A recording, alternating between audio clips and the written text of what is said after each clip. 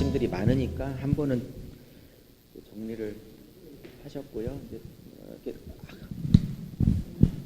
혹시 한 2, 3년 후에 계시록을 다시 한다면 이제는 이런 논쟁이나 학문적인 얘기는 충분히 했으니까 그때는 이제 전혀 못 다뤘던 본문 중심으로 어떻게 설교할 것인가에 대해서 조금 더 본문 중심으로 이제 은혜스럽게 가면 될 것 같아요. 자, 이거 강의하기 전에 한 가지만 더 강의하고 이 칠판으로 가겠습니다. 자, 이제 아마겟돈 전쟁을 좀 살펴보려고 합니다. 제가 우스갯소리로 말했지만 이 갯돈 때문에 벌어진 아마겟돈 전쟁, 이 갯돈 전쟁, 이 아마겟돈 전쟁 참 이게 뭐냐 이런 거죠. 자, 여러분 16장에 이 아마겟돈 전쟁이 나는데 이상하게 아까 6 나팔도 유프라데스에서 기마병 2만만 즉 2억이 전쟁을 일으키려고 하고 여기서도 동방의 왕이 하나님의 나라를 공격하는데 여기도 장소가 유프라데스예요. 유프라데스는 잘 아시다시피 이라크를 관통하여 흐르고 있는 이라크 땅입니다. 그래서 이걸 문자적으로 보는 분들은 마지막 전세계 핵전쟁 제3차 세계대전은 반드시 중동, 특별히 이 유프라데스를 끼고 있는 이라크 이쪽 어디 쪽에서 거의 마지막 전쟁이 일어날 거라고 이제 문자적으로 하고 있고 이런 학파들이 1991년인가 2년에 조지 부시 대통령이 이라크를 걸프만을 폭격할 때 이라크를 폭격할 때 드디어 우리 신학이 모든 신학을 꺾었다라고 쾌재를 불렀던 거예요. 왜? 우리가 문자적으로 푸는 우리 신학이 맞았다. 그것이 증명이 됐다. 근데 문제는 그리고 10개월 끝난 다음에 아무 일도 없어요. 그럼 그들의 신학대로 가면 이제 다 끝나야 되는데 그래서 그들은 아직도 이걸 포기하지 않고 계속 유프라데스, 장소로서의 유프라데스를 고집하고 있는 것입니다. 저는 그런 신학을 좀 안 했으면 좋겠고요. 근데 구약 신학이 안 들어오니까 그러면 성경에서 계시록 저자인 사도 요한이 마지막 전쟁이 유프라데스 강 쪽에서 일어나고 있다는 건 진짜 이라크에서 마지막 전쟁이 일어날 거냐? 이렇게 볼 수밖에 없어요. 구약 신학을 공부 안 하면. 그러면 구약 성경에서 말하고 있는 유프라데스 강이 구약 신학 안에서 어떤 의미를 갖고 있는지를 알면 저게 단순히 장소로서 유프라데스만이 아닐 수도 있겠다는 생각을 하게 될 거예요. 그러나 저는 유프라데스에서 실제 3차 대전이 있을 수도 있겠지 이런 가능성도 충분히 열어놓고 있는 사람입니다. 그런데 제가 제시하는 이러한 구약 신학적 해석을 좀 들어보세요. 그러면 성경에서 말하는 유프라데스 강은 어떤 의미를 갖고 있냐? 저 6 나팔에서 먼저 보겠습니다. 2만 명의 2억의 기병대도 어차피 유프라데스에서 맞짱을 뜨기 때문에 제가 요따가 설명을 해놨어요. 이사야 8장 5절부터 보든지 아니면 아브라함에게 횃불 언약을 맺을 때에 하나님이 아브라함에게 얘기할 때를 보든지 동일하게 이 두 가지 성경책에서 유프라데스가 갖는 의미를 정확하게 밝혀요. 이사야나 창세기 저자가, 모세가. 그러면서 특별히 잘 알고 계시는 횃불 언약이 나타나는 창세기 15장 횃불 언약 하고 난 다음에 하나님이 아브라함에게 내가 너에게 후손도 주고 땅도 주리라 그러면서 땅의 경계를 정합니다. 남쪽은 어디까지, 서쪽은 어디까지, 북쪽은 어디까지. 그러면서 북동쪽, 이쪽 오른쪽의 경계를 유프라데스까지니라 이렇게 정해. 오케이? 그리고 이사야에서도 똑같이 그 말을 해요. 8장에서. 자, 그러면 이 유프라데스는 그러면 여러분 유프라데스를 끼고 일어난 나라가 어디죠? 이스라엘을 멸망시켰던 바벨론, 페르시아, 그리스, 그리고 계시록의 배경이 되고 있는 여튼 이 전 제국이 유프라데스를 끼고 일어났던 얘기예요. 그러면 하나님이 이사야서나 특별히 창세기 15장에 아브라함에게 내가 너에게 줄 땅은 유프라데스까지야 라고 말했던 건 유프라데스 이쪽은 하나님 나라 백성의 땅이고 오케이, 유프라데스를 기준으로 저쪽은 하나님 나라를 대적하는 대제국의 땅이 될 땅들이에요. 그러니까 유프라데스는 어떤 의미를 갖고 있냐면 하나님의 백성과 세상 백성을 경계하는 경계선이에요. 근데 16장에 그 경계선에 물이 말랐어. 그러면 진짜 유프라데스가 가뭄으로 땅바닥이 다 보일 정도로 진짜 마를 거라고 생각하시나요? 구약 신약 안에서 유프라데스는 하나님의 백성과 이방 제국을 갈라놓는 영적 경계선이라고. 근데 완전히 말라서 유프라데스 이쪽 오른쪽에 있는 세상 나라가 하나님의 백성의 나라로 마음껏 들어올 수 있도록 경계선이 다 무너져 버렸어. 마치 느헤미야의 성벽이 무너진 것처럼. 저는 왜 느헤미야가 생각나는지 몰라요. 단순히 느헤미야가 성벽을 쌓는 게 아니고 예루살렘 성전 안에 세상 가치가 들어오지 못하도록 진리로 교회를 보호하는 것을 말하고 있는 게 느헤미야서예요. 건축을 얘기하고 있는 게 아니고. 이해하셨어요? 그러면 유프라데스가 무너져서 강이 말랐다는 건 어떤 의미를 갖고 있어요? 하나님 나라 가치, 하나님 나라 백성의 땅과 세상 백성의 땅을 기준을 경계를 긋고 있는 그 물이 말랐다는 건 이제 세상 가치와 세상 나라가 하나님 나라 백성과 하나님 나라 가치와 하나님 나라 영역에 마음껏 들어올 수 있는 길이 열렸다는 걸 의미하는 것 아닐까요? 뭔 말인지 이해 가세요? 꼭 맞다는 게 아니라 꼭 이라크 전쟁, 유프라데스 3차 핵전쟁 일어난다 이렇게 그렇게만 보지 말고 구약 신학을 연구하는 저에게 이 유프라데스는 하나님 나라 땅과 이방 제국의 경계선이기 때문에 이게 말랐다는 건 세상 가치가 이제 하나님 나라 백성들에게 마음껏 들어오기 시작했다. 한국의 목사 중에서도 동성애가 왜 죄야? 그냥 성적 취향이지. 나 이런 목사를 수십 명 만나요. 전국을 다니면서. 지금 하나님 나라 땅과 이방 땅이 정확하게 진리로서 구별돼야 되는 경계선이 지금 다 말라서 세상 가치가 목사의 사상 안에도 막 들어오고 있는 이 아마겟돈 저 현실이 미래 핵전쟁만이 아니라 인정한다니까. 그럴 수도 있고, 이 아마겟돈은 동성애가 성적 취향인데 그게 왜 죄냐고 저랑 논쟁을 벌였던, 전국을 다니며 만났던 수십 명의 목사들 안에 벌어지고 있는 영적 아마겟돈 전쟁인 거예요. 이게 그게 문자적으로 제3차 핵전쟁이 이라크에서 일어날 수 있다는 것 가능성 열어두고, 오케이? 근데 이렇게 한 번이라도 생각해 봤냐고. 이런 진리의 전쟁이라고 이 아마겟돈 전쟁을 생각해 봤냐고. 주로 갯돈 때문에 벌어지는 전쟁이나 핵전쟁 이상의 생각 안 해봤잖아요. 근데 이 아마겟돈은 세상 가치와 하나님 나라 가치가 땅이 막 가치가 섞이면서 이제 하나님 나라 땅이 더 세상 땅보다 더 세상 같은, 그래서 진리와 비진리가 이제는 다 섞여버리고 막. 그러니 이틀 전에 여러분이 설교하고 오셨던 40분의 그 강대상 설교 시간이 바로 여러분에게는, 그 40분이 저와 여러분에게는 사실은 진리와 비진리를 다시 한번 갈라내려고 했던, 세상 가치가 들어오지 못하도록 목 놓아 애쳤던 사실은 아마겟돈 전쟁터였다는 거예요. 그럼 우리 아마겟돈을 이라크에서 일어날 제3차 핵전쟁으로만 자꾸 보지 말고 인정, 그럴 가능성 인정. 아니라고는 펄펄 뛰니까, 아니라면 또 막 나를 잡아 죽이려고 하니까 인정, 제발 인정. 나 잡아 죽이려고 하지 말고 인정. 그런데 그렇게 성경을 그렇게 구약 신약을 제발 좀 공부 좀 하고 달라붙으라고. 제발 좀. 이렇게 보니까 시각이 확 바뀌지 않아요? 그 우리의 날마다의 삶이 아마겟돈 전쟁터야. 그러니까 이게 이런 해석이 마음에 안 드시는 거구나. 끝. 자, 이제 도표 갑니다. 괜찮죠? 이런 해석들, 이 시각들 어때요? 내가 내가 3차 대전을 부인하진 않았잖아.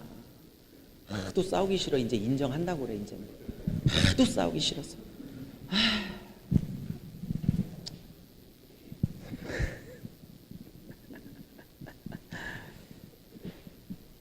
근데 저는 그렇게 보이는데 저 아마겟돈을 저렇게 안 풀더라고요. 저는 저게 진리의 전쟁으로 보이는데, 왜냐하면 계시록에서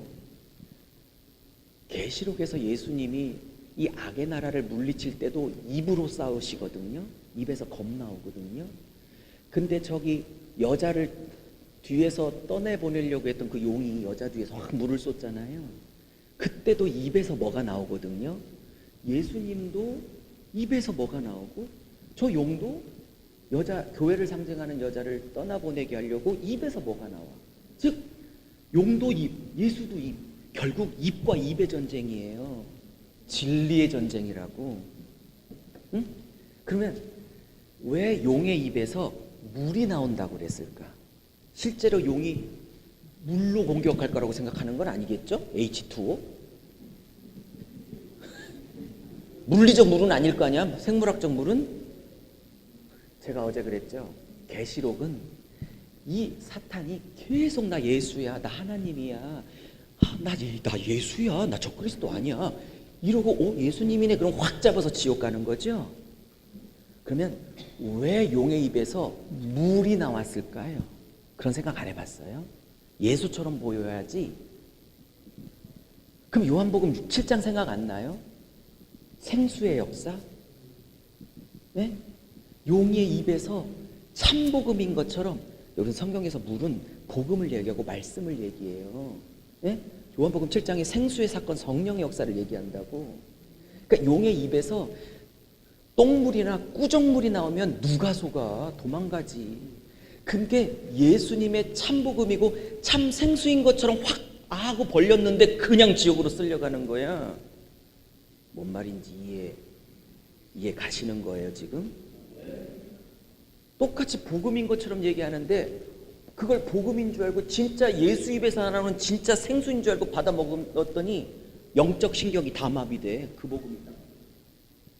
막 기복주의 막 이런 거 복음인 줄 알고 받아들였는데 거기 막 예수 얘기 나오고 성령 얘기 나오고 막 이런 거 막 예수 성령 나오니까 복음인 줄 알고 확 받아 먹었는데 깨끗한 물인 줄 알고 들어왔더니 완전 들어오니까 영적 신경을 다 마비시켜. 예수의 이름으로 막 대박 터지고 막 축복받고 막 승진하고 이런 것만 꿈꾸는 복음을 가리켜. 거기에 무슨 회개, 자기부 이런 거 없어. 그러니까 그렇게 그런 헛된 거짓물을 먹으니까 회개 메시지, 십자가에서 자기를 부인해라는 메시지는 안 들려. 영적 신경이 마비돼서 어디에만 반응하냐면 예수가 나를 복 터지게 만드는 알라딘의 요술 램프다. 거기에만 막 반응해. 신경이 거기에만 맞춰주게 만들어서. 그거라고. 죄송해요. 그거라고. 이해하시겠냐고요. 계시록을 자연 현상과 증조로 안 풀고 복음으로만 풀어도 얼마든지 은혜스럽고. 마지막 얘기입니다. 지금부터 하는 얘기는 학파들의 얘기니까 따지지 마시고요. 그냥 들으세요. 저도 공부가 짧아서 아직도 공부를 해나가고 있는 목사고요. 더 연구가 깊어지면 더 깊은 얘기를 드릴 수 있겠죠. 일단 제가 파악하고 있는 학파별 3대 주장을 큰 틀 안에서만 잠깐 시범 보이고 한 강의만 더 하도록 하겠습니다. 자, 세대주의 전철연설입니다. 이게 평신도님들이 계셔서 제가 이런 말을 붙여야 될 것 같아요. 주어를 재림이라는 말을 붙여서 이해하면 됐다 쉬워요. 다시 말할게요. 예수님의 재림이 1000년 전에 있다. 이런 순서로 가면 돼요. 예수의 재림이 1000년 전에 있다. 그런 거예요. 다시 말하면 예수님이 여기서 두 번째 재림을 하시는데, 네. 예수님의 재림이 천년왕국 전에 있다. 맞죠? 그죠? 그러니까 예수님이 재림하고 이 땅에 지상에 예수님이 실제로 이 지구에 진짜 내려오셔서 이 지상을 통치한다. 이렇게 보는 거예요. 그건 2번하고 똑같습니다. 2번도 그렇게 믿어요. 그래서 둘 다 전철연설인 거예요. 근데 1번하고 2번이 틀린 게 뭐냐? 이런 거예요. 1번 세대주의 전철연설은 뭐냐? 예수님이 두 번을 재림합니다. 이거를 신학에서 이중재림설이라 합니다. 두 번 재림한다고 그래서 첫 번째 재림은요, 예수님이 두 번째 재림하기 데이 바이 데이 7년. 여러분 자꾸 질문하시는데 고전적 세대주의, 옛날 처음에 시작했던 세대주의는 다 데이 바이 데이 7년이에요. 꼭 문자적으로. 그러네 세대주의도 계속 학문적으로 발전을 하고 이렇게 해서 이걸 꼭 7년으로 안 보고 상징적 7년으로 보는 온건한 세대주의자도 요즘은 생겨나기 시작했습니다. 그러나 대세는 문자적으로 7년이 아직도 대세고요. 어쨌든 예수님이 진짜 이 땅으로 내려오기 전에 적그리스도가 대대적으로 예수 믿는 사람을 핍박하고 실제로 죽여버리는 대환란이 있을 거다라고 믿고 있어요. 그러면 곧 7년 대환란이 시작되기 직전에 예수 믿는 성도들은 7년 대환란 안 받도록 미리 공중에 올려준다라고 말하는 휴거론자들이에요. 이해하셨죠? 저도 어렸을 때 이런 영화 엄청 받고 우리 목사님이 우리 꼭 돼야 돼 그래서 막 휴거 돼야 된다고 막 기도시키고 저 초등학교 때부터 산기도 다녔거든요. 그렇게 휴거 시켜주세요. 막 엄청 저도 기도 많이 했어요. 저도 이제 여기에 어렸을 때부터 배웠던 거. 대부분 우리 목사님들도 신학하기 전에 했었죠. 그러면 예수 믿는 사람들은 7년 동안 공중에서 예수님 신랑과 혼인잔치를 하고 있는 동안에 이때 들림받지 못한 남아있는 성도들은 이제 적그리스도에게 핍박을 받는데 이걸 또 나눠요. 그래서 7년 중에 전 3년 반은 핍박이 좀, 제가 빠졌네요. 온건한 핍박기라고 하고요. 3년이 지나면 이제 극심한 핍박기라 이렇게 말하고 있습니다. 어떤 학자는 저 두 증인이 죽기 전에를 온건한 핍박기라고 하는 분도 계시고 죽고 난 다음에 극심한 핍박 이렇게 뭐 나누기도 하는데 어쨌든 일단 이렇게 나눠지는 거고요.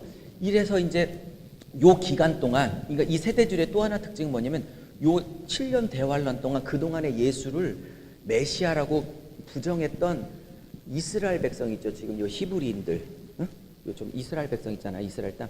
지금 예수님 안 믿고 있잖아요. 이 사람들이 여기 때 안 쓸게요.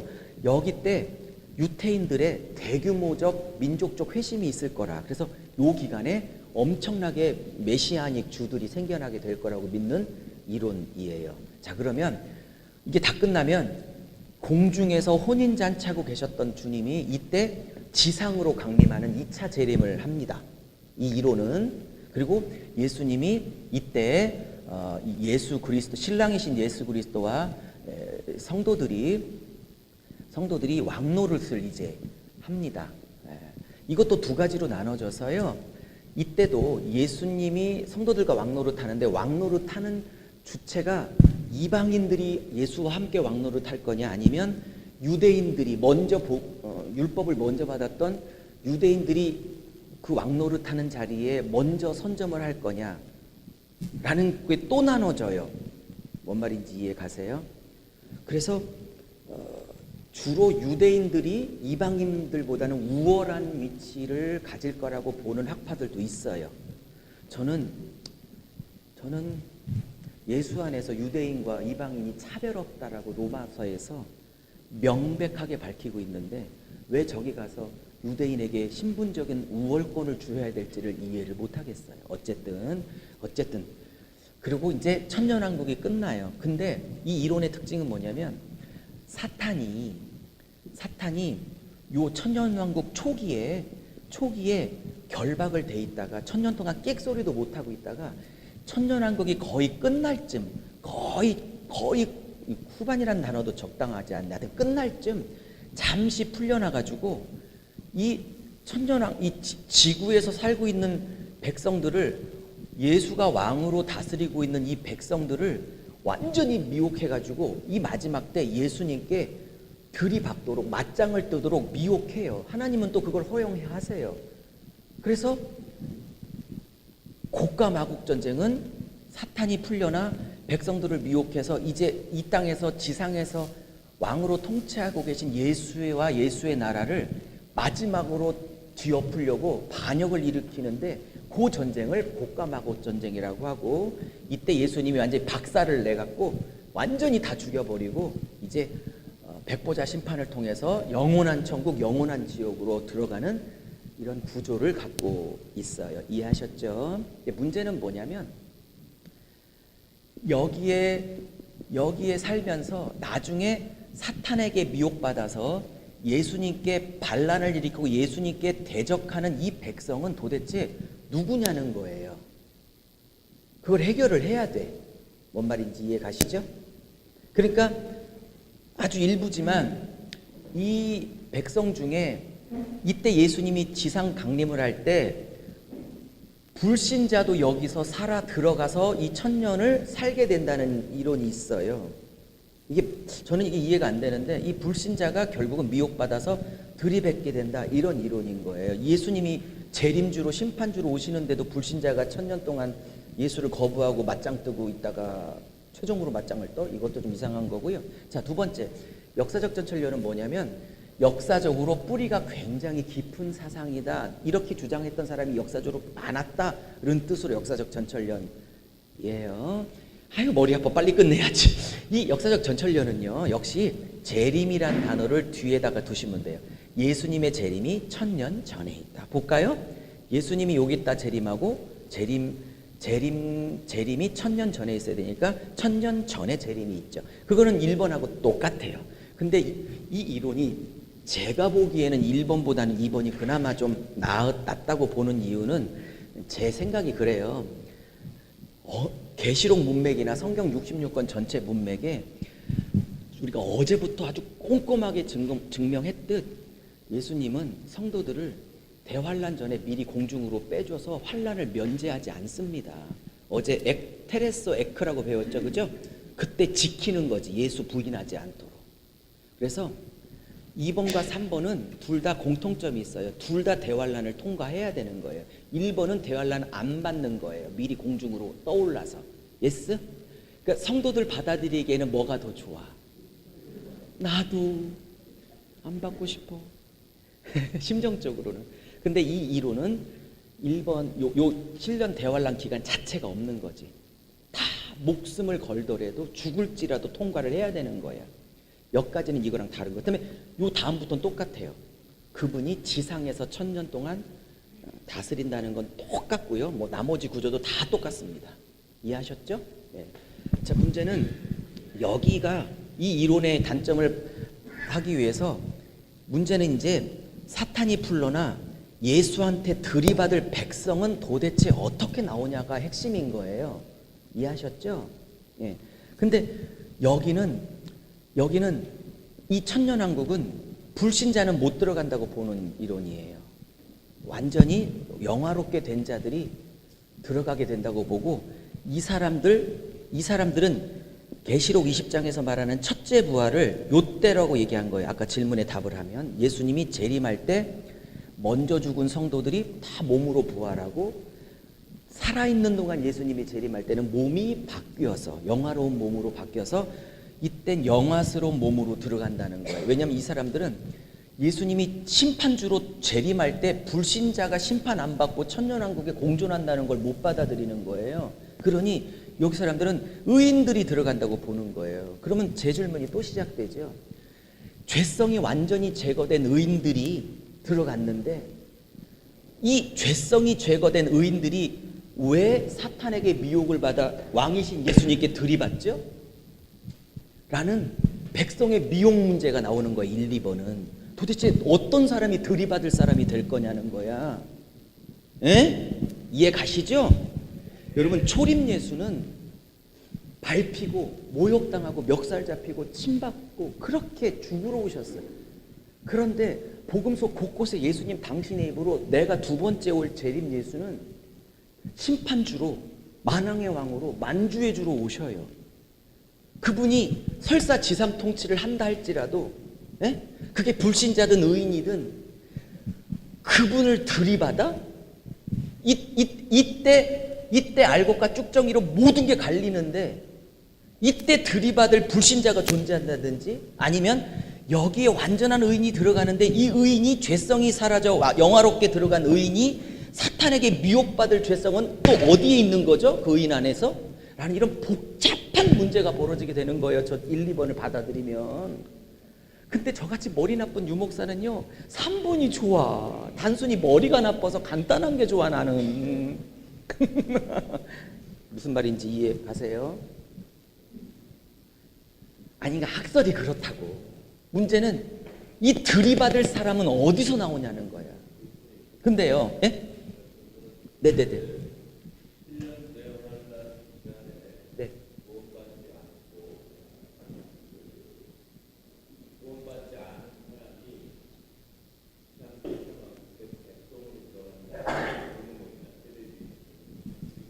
그러니까 이때 구원받지 않는 사람이. 그러니까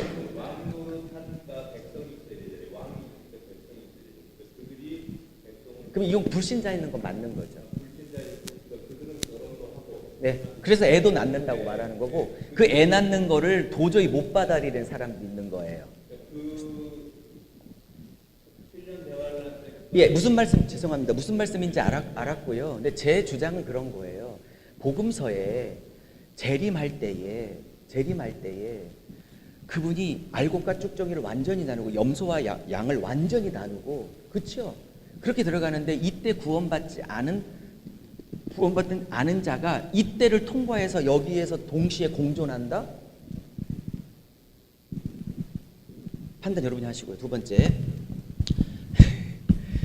역사적 전천리안은요 절대 못 들어가요. 안 믿는 자는 의인이 들어가요. 오케이? 그거 분명히 말합니다. 역사적 전천리안주의자들은 영화롭게 된 자들, 즉 죄성이 제거된 자들이 들어가요. 그럼 내가 역사적 전천년들에게 묻고 싶은 거죠. 그 죄성이 해서 영화롭게 된 자들, 그러면 영화롭게 된 자들이 시집도 장가도 애도 안 낳는데 그러면 이때 인구 팽창은 어떻게 될 거냐를 또 따져봐야 되는 거고요. 그냥 복잡해요. 이걸 받아들이면 2번, 1, 2번을 받아들이면 그러면 여기랑 달리 제가 지금 거의 맞게 설명하고 있는 거예요. 여기는 의인이 여기서는 절대 악인은 못 들어가고 의인만 이 천년왕국을 들으는데 영화롭게 죄성이 제거된 의인이 사탄에게 미혹을 받아 예수님과 연합하여 있는 의인이 마지막에 사탄의 미혹을 받아 확 돌변해가지고 예수님을 들이박아야 돼. 해결이 힘들어. 이론은. 자, 그 다음에 세 번째, 판단은 is up to you. 그리고 그냥 예수님 와보시면 결정 날 거니까 그냥 여러분이 선택하세요. 그러면 장점, 단점을 다 얘기할 거니까, 예? 객관적으로 이해하셨죠? 예. 예. 저는 아무리 받아들이려고 해도 이 들이받을 사람이 어디서 나오냐가 참 제게 고민인 거예요. 자, 그 다음에 무천년설은요, 학자들이 무천년설이라고 그래서 그렇지 저는 무천년이란 개념이 싫어요. 이걸 없을 무자를 써갖고 천년왕국은 없다 그러는데 이게 굉장히 오해예요. 아니 천년왕국이 왜 없어요? 데이 바이 데이 문자적으로 천년 이런 걸 인정 안 할 뿐이지 상징적으로 초림부터 재림까지의 모든 기간을 영적 통치 천년왕국으로 받아들이는 거예요. 그래서 요즘 무천년주의자들은 저처럼 무천년이라고 안 쓰고 저처럼 이런 연재를 써요. 초림부터 재림까지 이 시대 현재가 천년왕국의 시련이다라고 보는 현천년설이라고 요즘 이학자들 이렇게 말하고 있는 거 이해하셨죠? 아니 맞고 틀리고는 여러분 판단하시고 그냥 그렇다고 객관적으로 설명을 하고 있는 거예요. 근데 저같이 머리 나쁜 사람 이게 참 좋아. 뭐냐면 예수님이 요때 재림하시고 사탄은 재림 후에 결박될 게 아니라 십자가 부활로 머리통이 깨져서 이미 이때 결박됐고 요 사이사이에는 그 영향력들이 있어서 예수 믿는 성도와 교회를 괴롭히다가 마지막 때 아마겟돈 16장 두 짐승과 예수 어린 양의 군대 19장 곡과 마곡의 존재 20장 백보자 심판 20장 바벨론 멸망 17장 18장 두 짐승 멸망 19장 용 심판 20장 이 모든 사건이 재림하는 그 한날 한시에 모든 것이 깔끔하게 끝나 그냥 영원히 새하늘 새 땅으로 바로 들어가게 된다고 보는 이론이에요. 이해하셨죠? 자 그러면 이제 1, 2번에 계신 분들이 제게 늘 하는 질문이 그런 거예요. 뭐냐면 마지막 강의입니다. 몇 시예요? 네, 적당하네요. 수고하셨어요. 수고하셨어요. 이제 다 적으셨죠? 좀 지워도 되겠죠? 근데 문제는 제가 1, 2번의 학파를 제가 만약에 받아들였다면 헬라어 원문에 문제가 생기기 시작해요. 무슨 얘기냐면 이런 거예요. 1번, 2번은 뭘 얘기하냐면 19장에, 여기가 19장이야. 19장에 예수님이 재림하시고, 어디 있어? 여기 19장 맞죠? 네. 여기 19장에 예수님이 재림하시면 20장에 지상 통치가 미래로 펼쳐져야 돼요. 미래 사건이에요. 무천년 전은 이미 사단 결박이 과거 사건이고, 오케이? 이해하셨죠? 근데 문제가 뭐냐면 헬라어 원문을 보면 이 사탄이 천년왕국 초기에 결박됐다 할 때 이게 에데센이거든요. 헬라어 원문으로 에데센인데요. 이게 제가 1번, 2번 학파를 받아들이려고 이게 미래형이면 당연히 1, 2번이 맞겠다 싶었어요. 왜?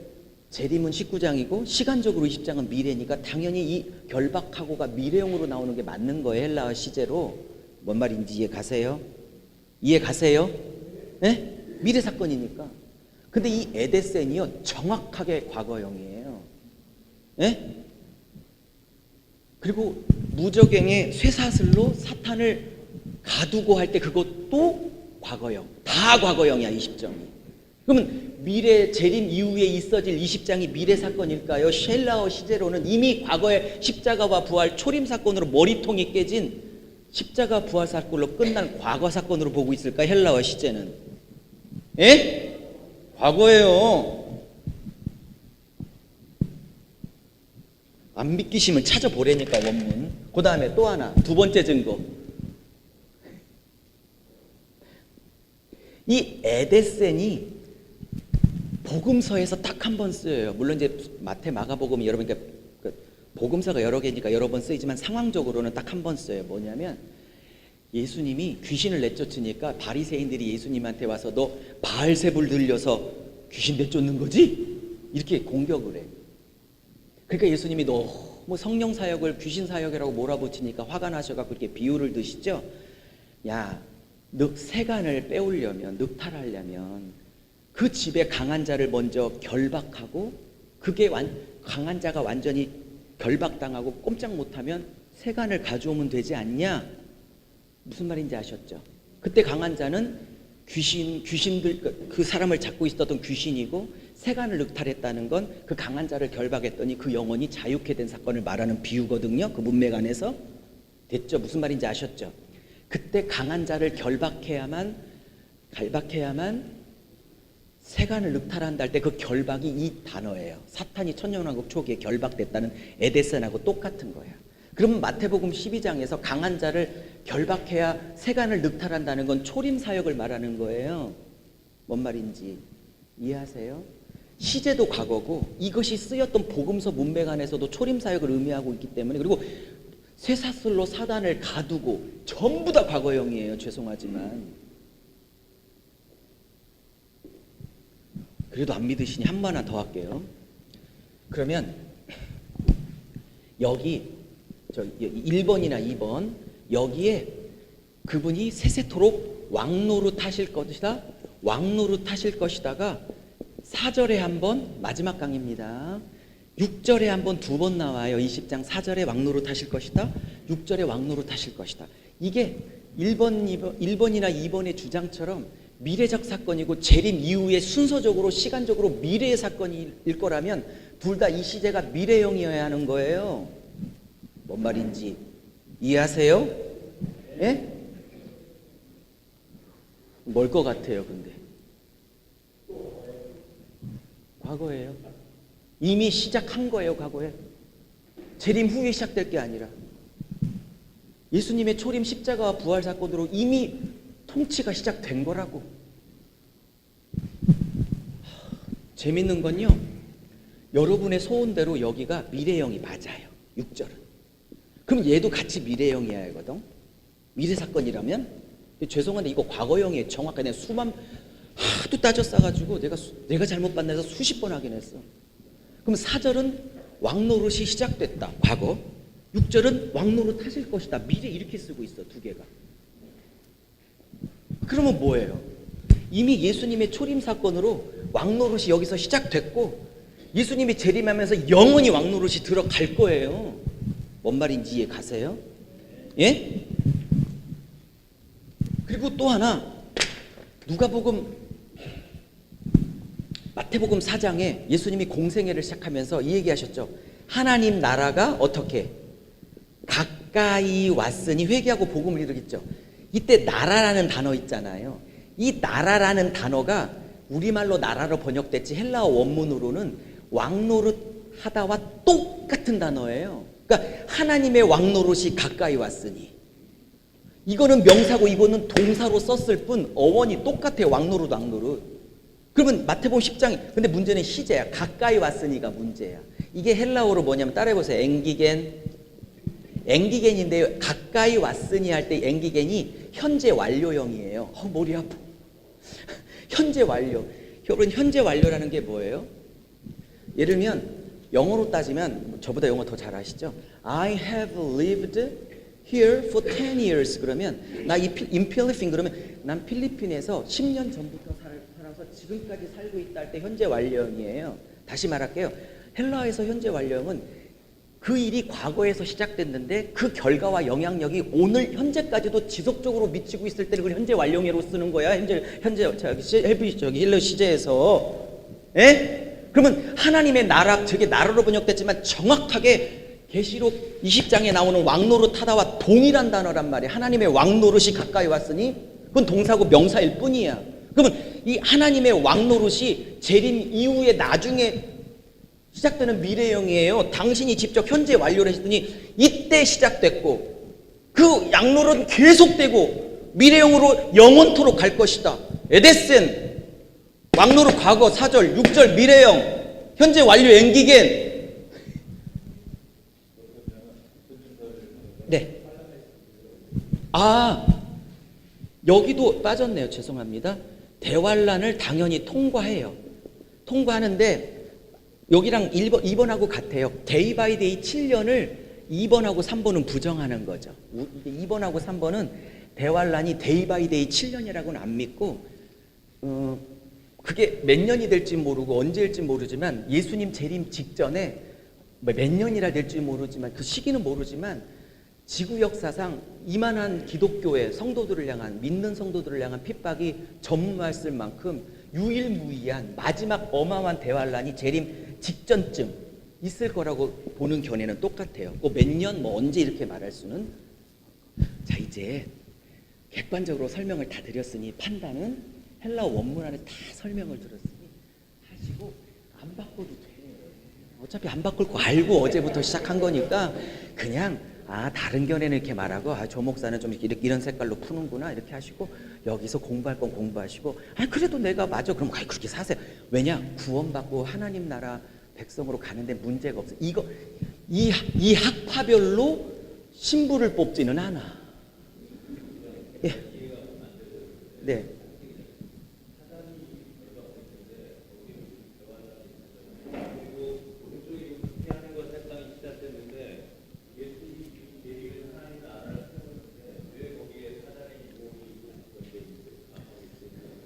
네.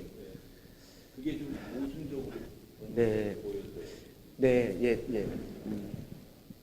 가끔 그래요. 1, 2번 사람들이 저 같은 현천년주의자들에게 묻는 게 이거예요. 아니, 계시록 20장에 사탄이 결박해서 만국을 미혹하지 못한다고 하는데 지금 설쳐되고 있는 사탄은 뭐냐? 이런 질문이거든요. 이해하셨죠? 그들의 질문을. 무천년주의자들은 이렇게 얘기해요. 제 답이 아니라 무천년주의자들은 사탄이 요때 결박돼서 백성을 미혹하지 못했다는 건 예수님이 오기 전에는 아주 대놓고 공개적으로 모든 만국 백성을 다 미혹했어. 오케이? 근데 진리가 왔어. 예수가 왔어. 그 다음부터는 만국 백성을 대대적으로 대놓고 미혹하지 못한다라는 뜻으로 풀어요. 됐죠? 제가 아니라 학자들이. 이해 갔어요? 몇 번 더 들어. 혼자 안 돼. 계시록은. 자, 제 견해는 이런 거예요. 사탄이 여기서 결박돼서 꼼짝도 못 하는데 어떻게 세상은 이렇게 난리를 치냐, 사탄이. 그런 거예요. 이런 거예요. 계시록 문맥안에서 얘기하면 여러분 이때 우리 5장에서 다섯 나팔 불 때에 이렇게 메뚜기가 올라와 가지고 이렇게 괴롭히잖아요. 이때 이 메뚜기는 생물학적 메뚜기가 아니라 영적 존재라고 우리 확인을 했잖아요. 그죠? 예. 이해하셨죠? 근데 얘들에게 왕이 있대요. 히브리어는 뭐고 헬라어로는 뭔데 한국어로 번역하면 파괴자래요. 얘 사탄이거든요. 그죠? 근데 지금 얘가 어디에 있어요? 무적행에 결박되고 있죠?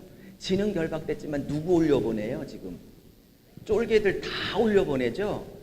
그래서 이 땅이 지금 난리치고 있는 이유를 그렇게 설명해 볼 수도 있을 거예요. 제가 국민일보를 봤는데 저는 시골에 산 자라서 이런 건 잘 모르는데 시골에 사는 목사님이 제가 이렇게 막 설명하니까 유 목사 좋은 예화가 있어서 뭐라고 하시냐면 자기가 예전에 농사를 짓고 시골에 살 때 닭을 잡아먹으려고 닭 모가지를 갑자기 확 쳐버렸대요. 그럼 죽은 거지. 이미 에데센 결박이 된 거야. 끝난 거야. 머리통 깨진 거야. 근데 얘가 너무 순식간에 쳤더니 자기가 죽은 걸 모른 거야, 순간. 그래갖고 온마당을 한 5초에서 10초 동안 난리를 치다가 순간 나 참 죽었지. 그래서 꽥 쓰러져 죽었다고 그러더라고요, 실제로. 네. 더 좋은 예화가 있어요. 네. 네네네네. 창세기. 네. 그렇죠. 움직이죠. 맞아요. 예. 좀 목사님 예화도 좋은데 하여튼 좀 조금 궁색한 예화였지만 좀 이해에 도움이 되시기를 바라고. 예?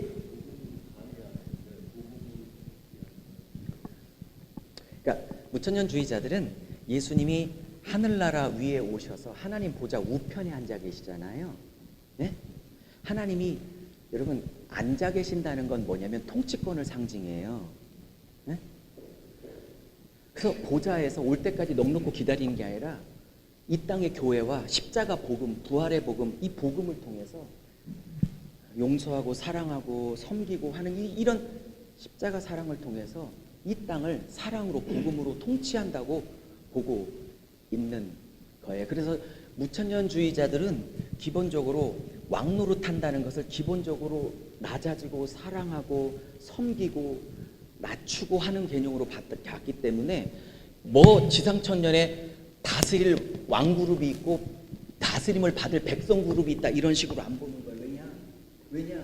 복음서에서 예수님께서 왕 노릇은 낮아진 거고 섬기는 거고 자기를 낮추는 거고 가장 낮은 자리에 들어가는 거고 해서 왕계급 백성계급이 다스릴 백성이 따로 존재하는 게 아니에요.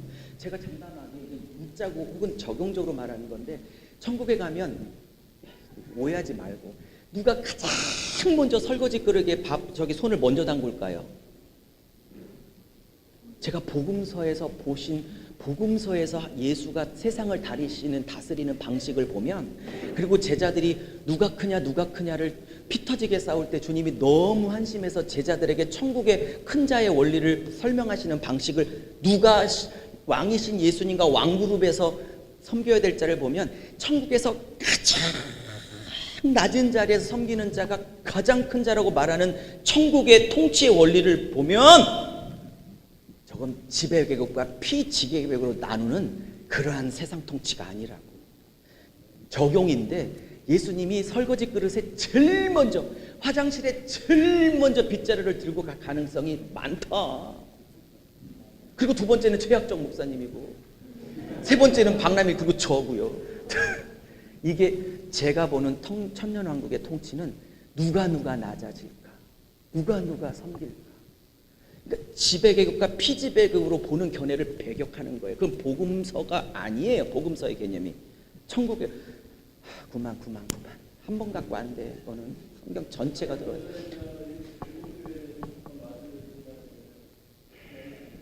설교로. 네?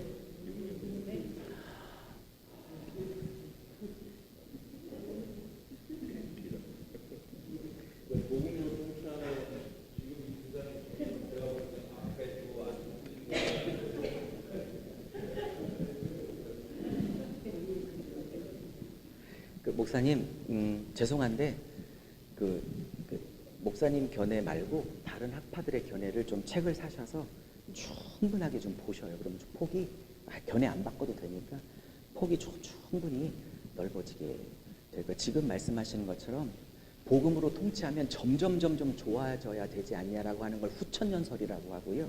이 후천연설은 거의 한 명도 남아있지 않아, 이걸 주장하는 사람이. 어쨌든 좀 이렇게 다른 책도 보셔서 좀 폭넓게 공부하시고, 제가 학문이 짧아서 다 답변을 못 드려서 죄송합니다. 자, 여기까지 할 거 시간 좀. 여러분, 제가 어제부터 진짜 재밌는 건 학교 뒀다가 내일 할 거예요 그랬죠? 못했어요. 못해서 이거를 내년에 와서 할까.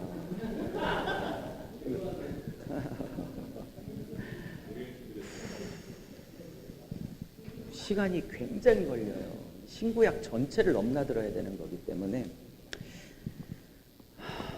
성경 해석학을 조금 30분 할 건데, 이건 굉장히 중요한 강의예요. 내년에도 한 번 더 하겠습니다. 더 많은 분이 오시면. 해석학, 그러니까 너무 학문적 냄새가 나니까 이렇게 합시다. 말을 바꿉시다. 성경을 보는 눈, 성경을 보는 눈, 이렇게 바꿀게요. 그냥 학문적인 냄새 없애고. 성경을 보는 눈. 첫째, 침신대 MDB 할 때도 들어갔던 1학년 때부터 역사비평, 문화비평, 뭐 편집비평, 뭐 수사비평, 뭐 자료비평, 양식비평, 아무 비평학을 크리스티시즘을 목회 하나도 도움 안 되고 성경을 하나도 도움 안 되는. 그리고 제가 그런 학문적 얘기를 하려고 하는 게 아니고요. 실제 성경을 가리키는 성경 티처로서 저는 이렇게 말하고 싶어요. 다 아시는 얘기예요. 성경을 볼 때 1장 1절부터 계시록 1장 1절 뛰어들면 안 돼요. 성경을 볼 때 계시록의 큰 틀을 먼저 봐야 돼요. 그게 어떤 책이든 간에 그 권에 해당되는 큰 숲을 먼저 봐야 돼요. 그 큰 숲을 이걸 전체 구조라고 하는데, 전체 구조는 좀 주석의 도움을 받는 게 좋습니다. 근데 주석을 보면요, 대부분의 주석은요 주제별 구조를 많이 짜요. 혹은 뭐 내용별 구조. 네? 그래서 뭐 마태복음이 왕의 복음이다. 그러면 뭐 왕이 탄생 1장, 2장 왕이 애굽으로 가시다. 뭐 3장 왕이 세례를 받으시다. 4장 왕이 시험을 이기시다. 5장 왕이 복음을 선포하시다. 주제 산상보훈. 6장 왕이 복음을 선포하시다. 주제 주기도문. 뭐 이런 식으로. 7장 좁은 길 좁은 문. 뭐 이런 식으로 주제별로 가는 거예요. 두 번째는 건 뭐냐면 사도행전처럼 지리적 구조를 짜는 게 있어요. 성령이 임해가지고 유대 땅을 먼저 복음화, 사마리아 땅 복음화, 나중에 땅끝인 로마까지 복음화, 이렇게 지리적으로 짜는 게 있죠. 그런데 제가 어제 이런 것도 너무 좋지만, 도움이 되지만, 3번 어제 말했던 키아즘 구조로 성경을 한 권 한 권씩을 보기 시작하면 뭐가 중심 메시지인지 키아즘 구조로 딱 떨어지게 돼 있다고 말씀드렸죠. 그죠? 그럼 또 이게 키아즘을 어제 안 배우신 분들은 어떡하지? 내년에. 네. 그래서 더 이상 말하면 안 되니까 두 번째, 이렇게 요한계시록이다, 예를 들면 마태복음이다, 그러면 큰 구조가, 특별히 3번을 가지고 구조가 딱 파악됐다면 절반은 떨어진 거야. 그러면 이제 두 번째 작업을 해야겠죠. 뭐냐면 숲을 봤으니까 나무를 봐야 돼요. 나무는 부분 구조를 말해요. 이게 핵심이에요. 이게 핵심. 제가 말하려고 이 부분 구조를 보는데, 보통 부분 구조 나무를 얘기하면 보통 큐티 운동 하시는 분들은 이렇게 절이나 단어를 자꾸 얘기해요. 물론 맞죠. 이게 부분 구조 뭐 맞죠. 나무 맞죠. 또 헬라어나 히브리 원문 공부를 많이 하신 분은 이렇게 원어적인 부분을 이렇게 세밀하게 들여보려고 해요. 맞죠. 1, 2번 너무 귀하죠. 너무 귀한 거죠. 꼭 필요한 거죠. 근데 제가 보기에 1, 2번보다 더 중요한 게 있는데, 이제 제가 이걸 설명하려고 하는데, 단락과 단락의 맥, 즉 소단락의 맥, 이렇게 표현할 수 있어요. 소단락의 맥들을 뚫어야 1, 2번도 의미가 생겨요. 자, 이건 이따 얘기할 거고요. 좀 기다리세요. 자, 3번까지 해놓고 지울게요. 3번은 뭐냐? 우리가 이틀 내내 증명했던, 이틀 내내 이게 얼마나 중요했는지 공부했죠. 바로 원독자 관점. 이 편지를 처음으로 받아본 사람은 이걸 어떻게 받아들였을까? 2000년 전에 그들 입장에서 먼저 보고 오늘을 적용하는 입장. 이틀 내내 그거 했죠, 그죠? 네. 자, 그 중에서 제가 2번에 3번을 강의를 잠깐 하고 끝내려고 합니다. 됐죠? 지울게요. 자, 그러면 자, 여러분 여쭤볼게요. 이거 저 건전지가 다르나? 여러분 성경이 원본은 지금 지구상에 없어서 지금 사본들을 이렇게 다 줬어요. 그러니까 사본들로 지금 이렇게 원본에 비슷하게 다 맞췄지만 친구들이 어쨌든 원본이든 사본이든 몇 장 장절 구별이 처음부터 없었죠, 그렇죠? 장절 구별은 12세기에서 시작된 거예요. 12세기, 15세기에 완성이 됐는데 스테파노 신도가 처음으로 시작했어요. 그래서 그가 마차에서 자기 나름대로 1장, 2장, 몇 절부터 몇 절 이렇게 자기가 자른 거예요. 그래서 우리가 성경을 보면 대한성서공회에서 나름대로 단락을 자기가 소제목을 다 붙여서 막 잘라줬죠. 제목도 붙여주고 이게 도움도 됐는데 사실은 원래 저자들은 장절 구별을 안 썼고 그냥 한 번에 쭉 연결을 썼기 때문에 어쩌면 편리함도 있지만 방해도 될 때가 있어요. 이해하셨죠? 그리고 제 가정은 뭐냐? 원 저자들은 장절 구별 없이 그냥 한 번에 쭉 이어서 썼다는 전제인 거예요. 이해하셨죠? 맞아요. 그러면 이런 거예요.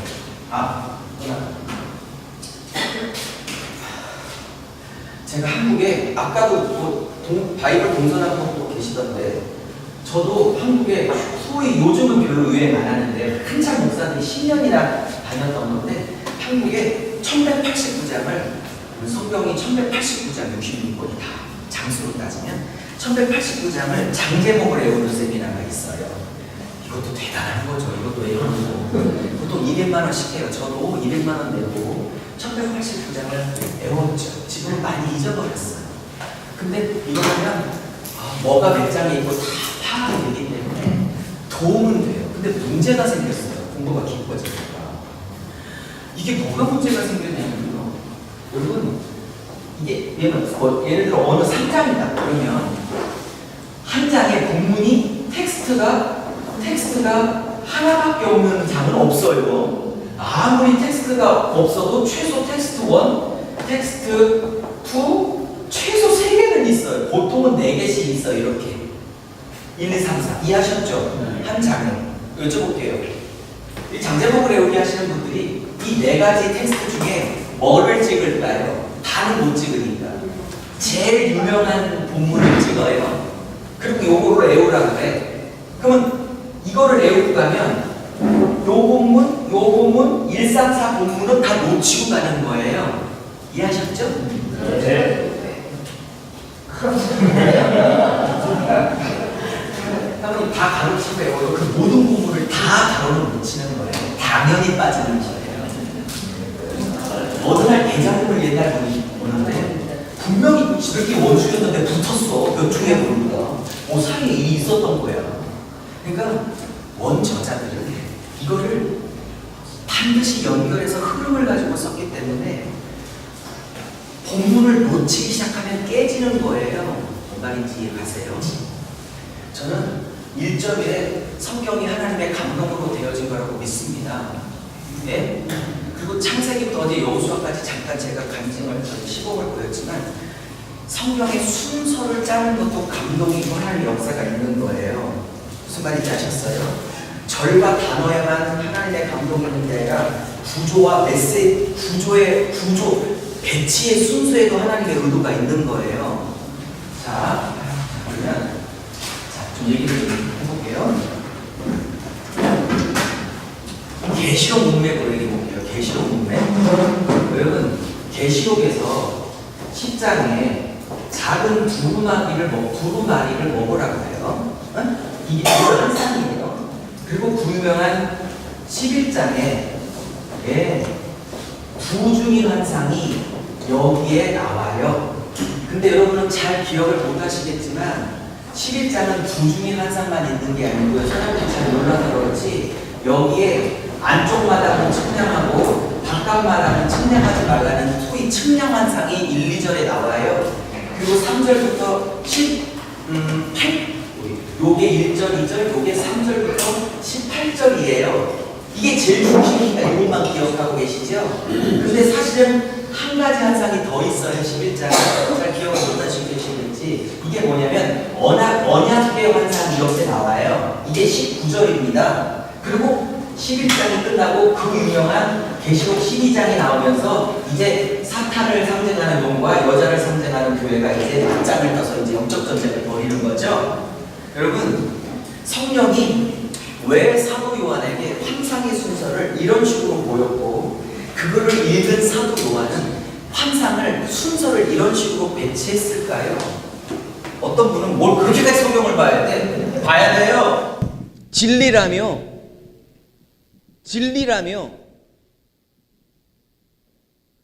대장금 시나리오 작가도 순서를 짤고 스토리를 짤 때 그냥 마구잡이로 안 짜요. 정확하게 계산된 걸로 짜 들어가지. 하물며 천국과 지옥을 가르는 유일한 시금석인 성경을 짤 때에 이 순서를 짤 때에 성경 기자들의 마음을 감동 안 하셨을 것 같아요?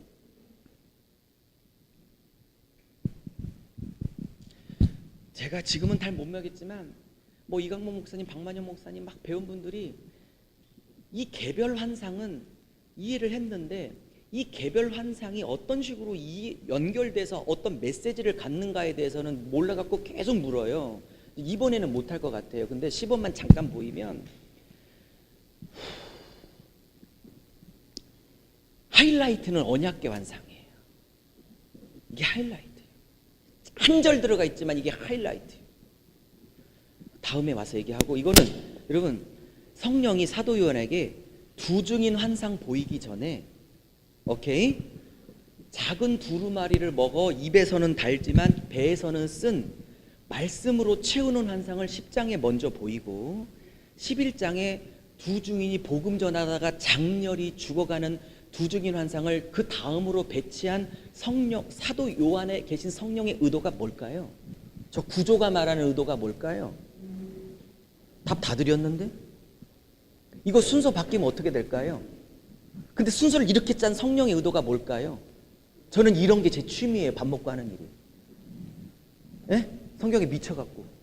이렇게 성경을 짠 의도가 뭘까요? 성령께서. 그렇죠. 두 증인이 자기에게 돌 던지고 목에 칼 꽂고 있는 이 원수들을 위하여 품고 사랑으로 죽을 수 있는 힘이, 11장의 그 사역의 힘이, 죽음의 힘이 어디서 나왔다고 생각하세요? 10장에서 나 같은 것을 위해서 죽어주신 그 십자가 사랑에 먼저 충분히 먹고 취하고 채우고 그것이 흘러넘쳐 나를 죽이고자 하는 자들을 위하여 기꺼이 죽는 십자가의 길을 똑같이 걸어가게 되는 거예요. 그러므로 이 10장의 작은 두리를 복음을 말씀으로 나를 채우는 환상이 원수들을 향해서 죽기까지 하며 복음을 전하는 두 증인 환상 앞에 배치되어 오고 있는 이유를 아시겠냐고요. 자, 또 하나 얘기할게요.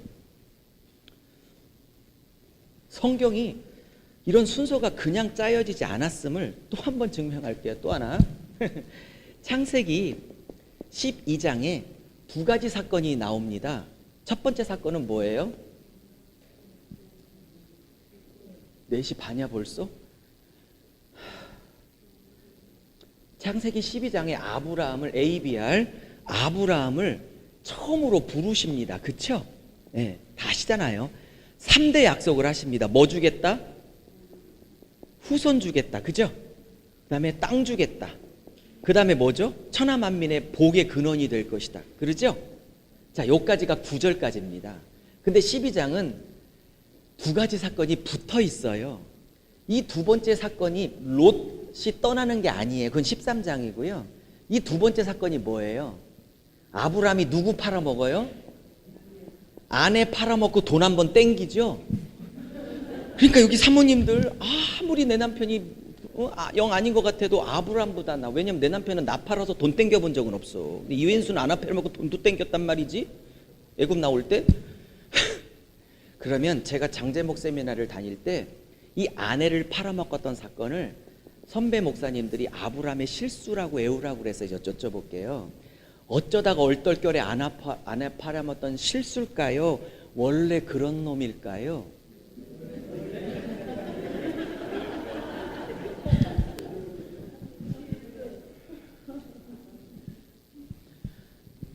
이게 좋아. 우리 역시 사모님은 기본적으로 사람을 좋게 봐. 따뜻해서. 근데 꼭 그런 눈이 좋은 것만 아니에요. 이게 실수였다면 그가 20장에서 사람만 이때는 바로왕에게 팔아먹었지만 20장에는 그라랑 아비멜렉에게 또 팔아먹어. 실수? 제가 아닌 걸 증명할게요. 12장에는 그런 말이 없지만 20장에는 그라랑이 막 따져. 왜 아내라고 안 해서 그랬더니 사실은 그라랑이요, 아내하고 나하고 미리 약속했어요. 이렇게 다른 나라 가서 문제가 생기면 난 오빠 너는 여동생이라고 서로 합의를 하자 그래놓고 너로 인하여 내가 살기 위함이다라고 합의를 해서 실수? 그러면 이 사건은 실수 사건이 아니라 원래 그런 놈이었다는 실수로 가리킬 게 아니라 아브라함의 본색이, 밑바닥이 어떤 존재냐를 드러나는 사건이에요. 자, 질문을 펼쳐갑니다. 이게 진짜 재밌는 거. 이런 게 제가 성경 전체에 수백 개가 넘어 강의할 수 있는 게. 그럼 보세요. 네, 뭐 그렇게 볼 수도 있죠. 근데 제가 아내가 뭐 어쩌고 저한테 막 불만 얘기하면 막 창세기 12장 갖다 대. 참어. 나는 얘보다 나 이렇게. 여러분, 이건 본색 사건이거든요. 자, 그러면 이 창세기를, 자, 원독장간적으로 다시 들어가 봐요. 이 창세기를 모세가 썼고 이 창세기를 누가 읽고 있냐면 아브라함이 읽고 있는 게 아니고요. 누가 읽고 있냐면 아브라함 후에 400년 후손인 광야를 지나 모압 평지에 3개월 머물러 조금 있으면 요단강을 갈러 가나안 땅을 정복해 들어가야 될 출애굽 2세대가 이걸 읽고 있어요. 그리고 자기의 뿌리가 누군가를 우리의 조상은 아브라함이었구나라고 모세가 족보를 가리키고 있는 거라고요. 상식적으로 생각해 보세요. 여러분이 아내를 팔아먹어 나 하나 살겠다고 아내를 팔아먹었던 사건이 있었다고 합시다. 근데 여러분 후손에게 나를 자서전 바이오그래피를 쓰려면 있었다 할지라도 가릴 판이거든요. 그죠? 근데 그거를 드러내놓고 쓰고 있어요. 뭔 말인지 아세요? 이건 미친 짓이에요. 바이오그래피의 의미로 보면. 맞죠? 그러면 모세 안에 계신 성령이 지금 잘 봐요. 아까 두루마리 먹고 두 증인을 그렇게 순서를 짠 의도가 분명한 것처럼 이렇게 모세 안에 계신 성령이 이렇게 바로 이 어마어마한 약속을 받은 사건 다음에 이 사람의 밑바닥을 드러내는 사건을 붙여서 말하는 단락의 성령의 의도가 뭐겠냐고. 난 이런 거 하는데 미치겠다. 너무 좀 있어가지고. 예? 빨리 보세요. 거의 왔어요. 계속 붙여. 막 붙여. 막 생각나는 대로 뭐 짬뽕 이런 것도 붙여도 돼. 막 붙여. 또 다 붙여. 제가 원하는 답이 아직 안 나와서 거의 정답 99, 1%만 붙여봐요. 응? 네, 거의 맞췄어요. 맞췄어요. 자, 이제 보이죠? 조금만 가이해드리니까 보여요? 예스, 100%. 보세요. 단어에도 영감하듯 구조와 단락을 붙여서 그 순서를 짤 때도 성령의 감동과 의도와 계획이 다 있는 거라고. 성경이 진리기 때문에. 예? 사람이 짰지만 그 안에 성령이 역사하셨으니까. 자, 답을 다 나왔으니까 정리합니다. 이 구도는 뭘 얘기하고 있냐면 우리나 이스라엘 백성이나 이런 생각이 있어요. 아브라함 그러면 기본적으로 마음이 좋아. 잘 보고 싶어, 마음에. 그래서 그가 온 세상 인류 중에 특별히 탁 찍어서 선택받아 이 자리에 설 수 있었던 건 그만한 자격이 있었겠지. 오케이? 그만한 조건이 됐겠지. 그만한 갖춰짐이 있었겠지. 쓸만하니까 그렇겠지. 아멘 좀 해봐. 단어가 다 떨어지고 있잖아요. 그러면 독자들에게 이 어마어마한 축복을 받을 만한 자격과 근거가 조건이 그 아브람 자체 안에 있었냐라는 생각을 부수려고 그의 밑바닥은 이런 존재였는데 이런 인간에게 이런 어마어마한 약속을 준 건 전적으로 하나님의 은혜였음을, 그래서 로마서 4장에 믿음의 조상이라고 6번을 쓸 때에 제가 성도들은 말할 것도 없고 목사님 전국을 다니면서 로마서를 강의해보면 목사님도 똑같이 대답해.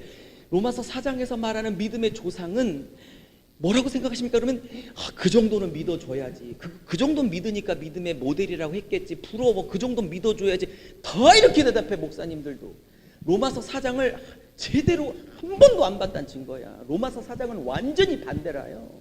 그를 믿음의 조상과 샘플이라고 했던 거는 그 정도는 믿어줘야지라고 해서 샘플이 아니라 저렇게 그지 같은 새끼를, 죄송합니다, 저렇게 그지 같고 자격 없고 조건 안 되고 말도 안 되는 인간을 그렇게 아름답게 보석 같은 신앙의 아름다운 자리에 세웠던 하나님의 위대하심을 드러내요. 오케이?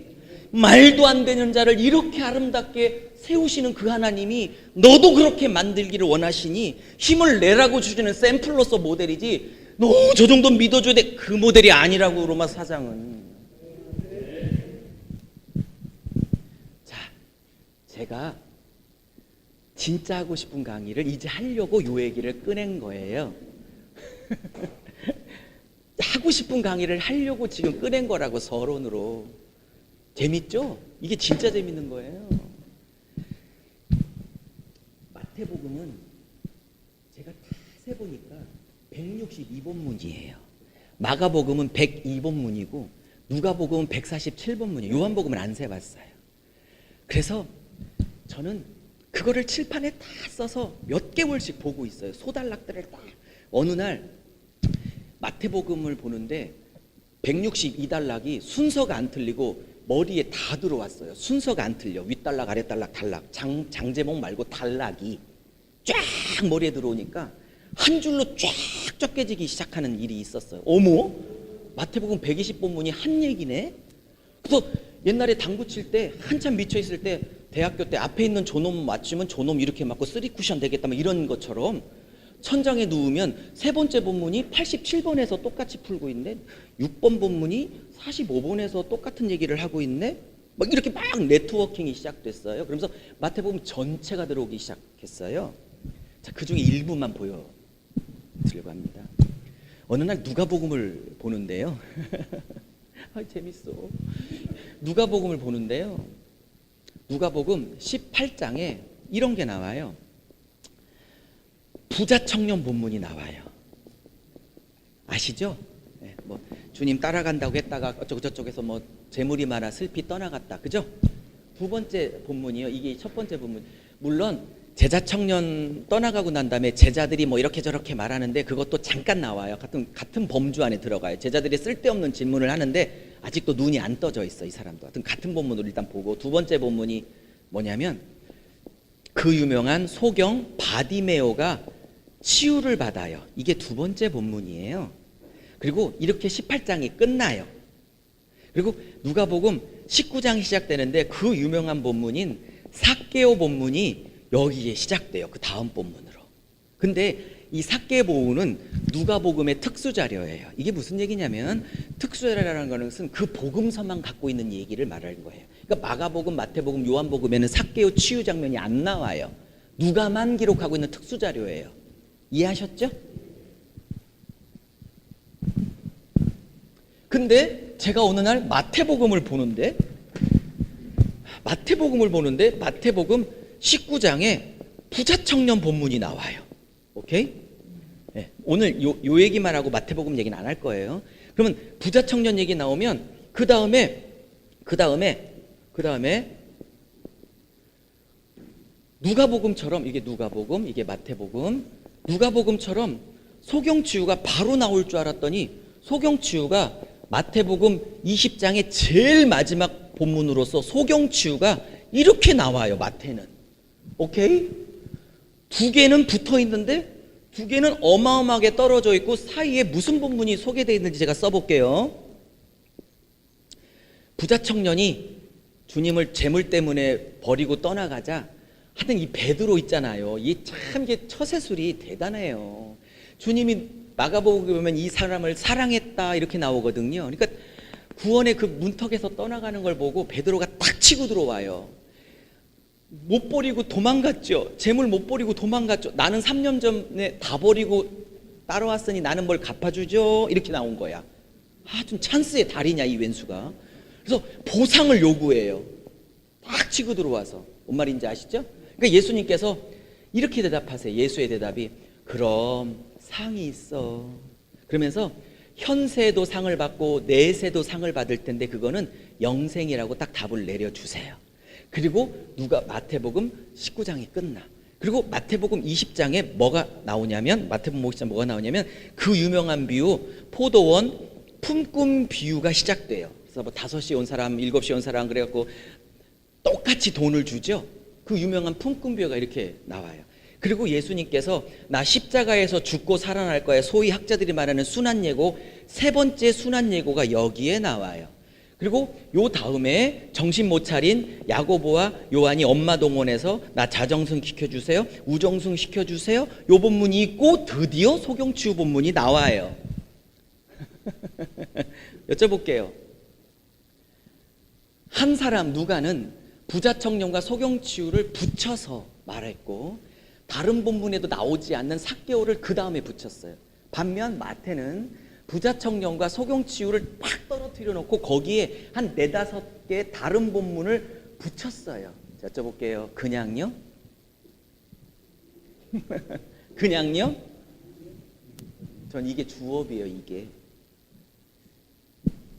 설명할게요. 이게 궁금해지면 내년 마태복음은 오고 싶으실 거예요. 자, 이것만 설명 마칠게요. 저도 힘들어서.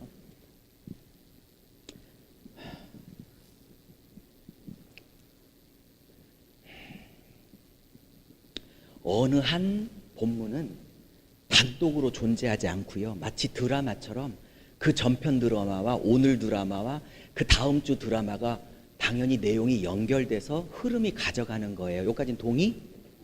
자, 그러면 키아즘 구조에 항상 키아즘은 3개가 있으면 가운데 게 핵심이고 그 A와 A-로 펼쳐져 있다고 그랬죠. 이 3본문만 보면 이 소경치유가 이 3본문에 풀어가는 키예요. 그러면 여쭤볼게요. 목사님이니까 긴 설명 안 해도 될 것 같아요. 여러분, 예수님이 소경을 엄청나게 복음서에서 치유했어요. 왜일까요? 1번, 유달리 소경이 많았다. 2번, 소경치유의 어떤 메시지를 담고 싶었다. 그냥 답은 무조건 2번이야. 시간이 없으니까. 우리 교회 성도들은 내가 이렇게 물어서 우리 교회 성도 똑같이 이렇게 가르치냐 9년을 이렇게 가르쳤어요. 성도들을. 그러면 우리 교회 성도들이 처음에 했던 얘기 왜 이렇게 소경이 치유가 많냐 복음서에 특별히 소경이 많았을 거래.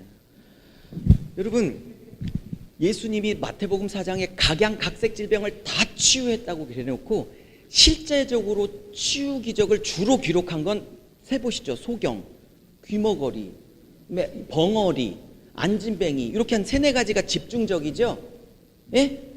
우리 아무리 바빠도 시간이 아무리 쫓겨도 빨리 한번 찾아봐요. 이사야 35장 이사야 35장 5절 6절 좀 찾아봐요. 이 강의는 내년에 새로 오시는 분들 때문에 한번 더 하겠습니다. 더 자세히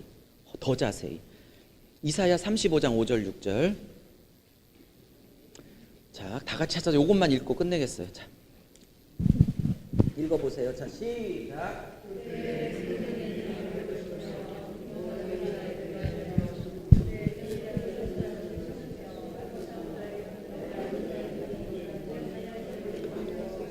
자, 거기까지. 그때에 소경이 눈뜰시며, 자, 소경, 그 다음에 귀머거리가 열릴 것이며 혀가 풀릴 거래요. 그죠? 그 다음에 그 전에 전은자가 나와 있네. 그죠? 이것이 소위 이사야 35장은 메시아가 이 땅에 오시면 그가 고쳐야 될 질병의 종류를 말하는 메시아 치유기적장이거든요. 예? 메시아는 이 땅에 오시면 이런 질병은 반드시 고쳐야 돼. 그게 메시아인 거야. 이해하셨어요? 그러면 여쭤볼게요. 그렇게 각양각색의 질병을 다 고치는 주님을 꼭 소경, 귀머거리, 벙어리, 안진뱅이나 저는 자를 고쳤던 기적을 주로 복음서 기자들이 많이 기록하고 있는 이유는 뭐예요?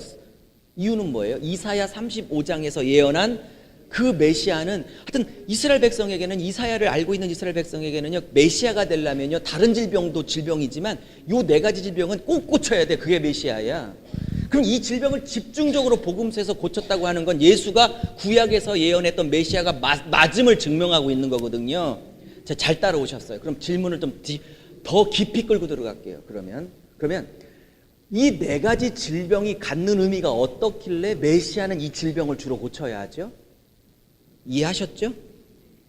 이 질병이 어떻길래 도대체 이 질병을 고쳐야 메시아인 거예요? 메시아가 하는 일이 뭔가를 얘기하려고 싶은 거죠? 자, 거의 다 답을 줬어요. 거의 다 답을 드렸어요, 제가. 그러면 메시아가 소경을 그렇게 고쳤던 건 단순히 불쌍해서, 아니면 땅이 전부인 줄 알고 사는 소경들에게 하늘을 열어주어 하늘나라 가치에 붙잡혀 하늘의 사람으로 살게 하려고 눈을 여는 거예요? 뭔 말인지 이해하신 거예요? 여러분, 바리새인들에게 이렇게 말해요. 지들도 소경인 백성을 인도하면 둘 다 지옥에 빠진다 그래요. 여쭤볼게요. 바리새인이 진짜 소경이에요? 눈 잘 봐요. 근데 예수님 뭐라고 그러죠? 소경이라고 그러죠. 무슨 소경? 그죠? 그러면 메시아가 그 많은 질병 중에 이 네 가지는 꼭 고쳐야 되는 이유가 뭐냐? 성경에서, 복음서에서 예수님이 소경을 고쳤다는 건 어떤 의미가 있냐면, 불쌍해서 육적 소경을 고쳤다 이상의 의미. 영적 소경, 즉 땅의 가치가 전부인 줄 알고 사는 자들에게 눈을 열어 땅의 가치보다 더 높은 가치인 하나님 나라 가치, 하늘 가치에 눈뜨게 하여 이제 하늘나라의 가치에 붙잡혀 살도록 눈을 열어주는 사건이 소경치유예요. 이해하셨어요? 그러면 귀를 뜨게 하는 건 뭐예요? 불쌍해서? 물론 맞죠. 그 이상의 의미가 있죠. 뭐죠? 육신의 귀는 있어서 세상 소리, 세상 가치는 너무 잘 듣는데 하늘 소리, 하늘나라 가치, 생명의 가치, 영원한 가치에 대해서는 귀가 안 들려. 그걸 띄어서 하늘 소리 듣고 살라고 띄는 거거든. 이해하셨어요? 혀는 왜 풀어요? 불쌍해서? 당연히 맞죠. 그 이상의 의미가 있죠. 혀는 왜 풀어요? 지금 혀가 묶였다고 그러고 혀를 푼다고 그러죠, 메시아가. 그럼 누가 묶은 존재가 있겠지. 사단이 묶었겠지. 그럼 이사야 문맥에서 혀는 왜 묶었냐? 이사야 43장 이렇게 말해요. 그냥 들으세요. 내년에 한 번 더 하게. 내가 이 백성을 나를 위해서 지었나니 곧 나의 찬송을 부르게 함이라. 그러면 사람들을 만드신 그 혀의 목적은 하나님을 찬양하라고 혀를 만든 거야. 그죠? 근데 이 혀를 묶었어, 사탄이. 그러면 이 혀를 푼다는 건 단순히 불쌍해서 푸는 거예요. 창조 목적을 회복하려고 하는 거예요. 그러면 메시아가 이 질병을 구체적으로 고친 건 육적 불쌍함을 넘어 하늘 보게 하고 하늘 소리 듣게 하고 하늘을 노래하라고 푸는 거죠. 자, 잘 따라오셨어요. 저는 자는 다음에 얘기할게요. 시간 때문에. 여러분, 힌트만 드리고 갈게요. 사도행전에 성령 받고 베드로가 제일 먼저 고친 사람이 누구예요? 질병이. 안진뱅이. 사도행전 두 번째 파트의 기둥인 사도 바울이 성령 받고 14장 루스드라에서 제일 먼저 고친 질병이 뭐예요? 안진뱅이. 자, 1번 우연히 그랬다. 2번 의도가 있다. 당연.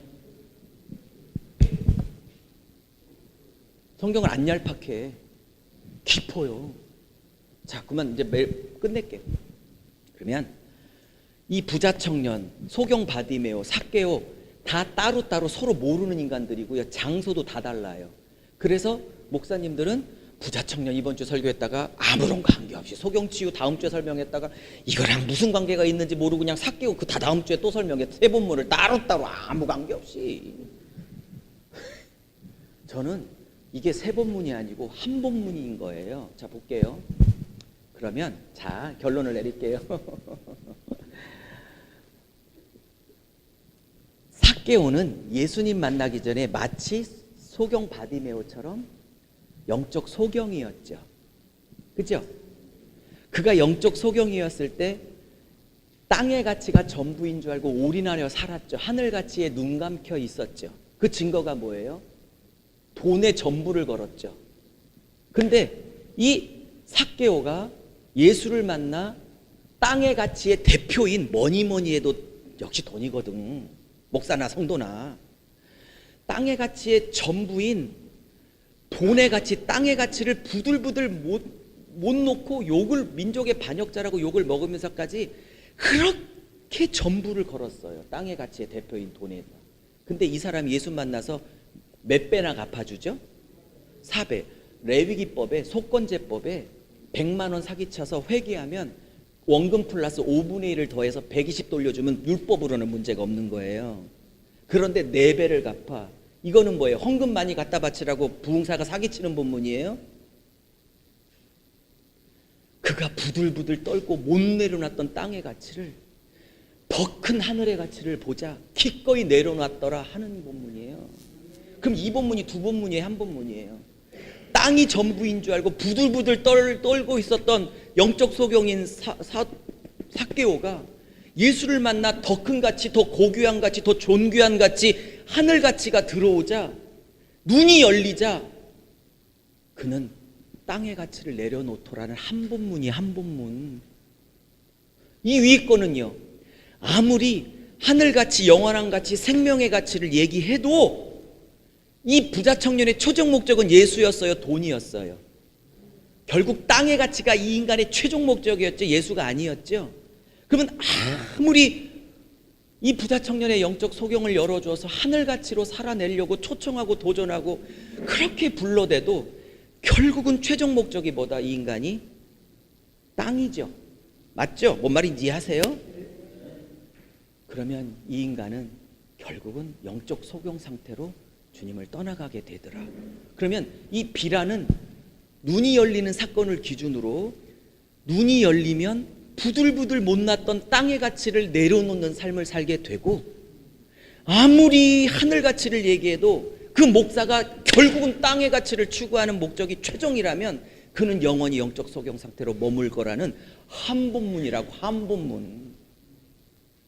예? 안 재밌어요? 근데 그러면 부자 청년 본문과 소경치유 사이에 누가는 이 4-5가지 본문을 더 펼쳤다는 건 핵심은 똑같은데 이걸 설명하는 방식이 훨씬 더 풍성하고 대단한 거겠죠? 그 재미가 있겠죠? 내년 이틀 동안 많이 부족한 강의인데 감사하고요. 또 하나님이 인연 주시면 내년에 또 찾아뵙도록 하겠고, 승리하시고요. 힘내시고요. 저는 여기서 물러갈 거고요. 이제 마무리는 이제 목사님께서 나와 주셔서 마무리해 주실 것입니다. 이틀 동안 수고하셨습니다.